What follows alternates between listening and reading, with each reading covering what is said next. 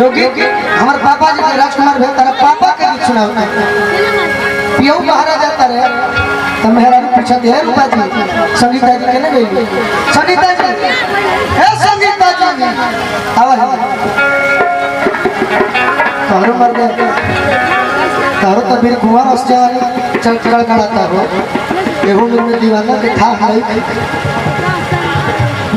मेहरा पूछा तारी अपना पति से लास्ट गीत बा ओकर बाद गलती से क्षमा करे हो संगीत तू हमारी इज्जत रखले बड़ी तो हम तार रखले बानी आ कभी भी रख आज हम तार की इज्जत देले बानी तू कोई होती हो आ जल्दी के लड़का हो वाला बा तो सुहाग हम जरूर गाई कि अब की कोई लंगा कहिया ई गाना ऐसे गाओ करी कोनी हमार ढेर बुढ़ दादा लोग बैठल बा और वो लोग के मन लायक होके के चाहिए मन तो हमार पुरान के गइल हम गायत्री ठाकुर के बात कहिला बाकी का करो आ जौने चीज हम फिट बा उहे हिट बा बाकी वो से हट हम कुछ ना करते कि अब की आराम से बजे है लेकिन बीच में तेज कर देता है यानी मिला के सेटिंग से मारो आप हमारे भाई हैं हम आपके भाई दोसर बात कहो कि अब की गइल का कहिया अरे आई पापा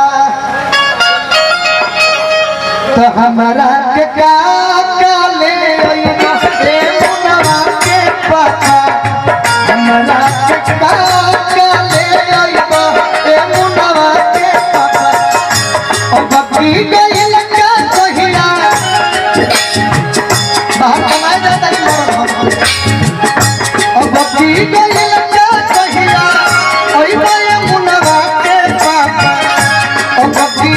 कोहनी का कहता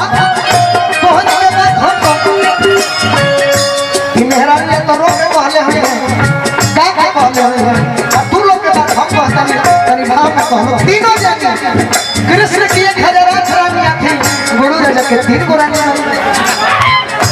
अब भक्ति गई लगा कहिया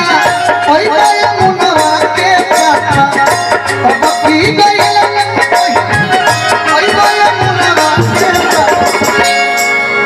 तू एक बार सोचो दिखावे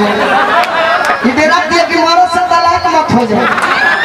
मत डरो हम बानी हो कुछ ना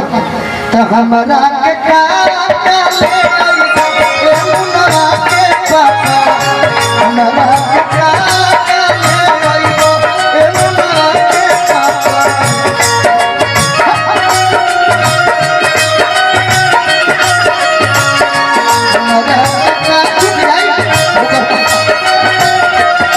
सरिया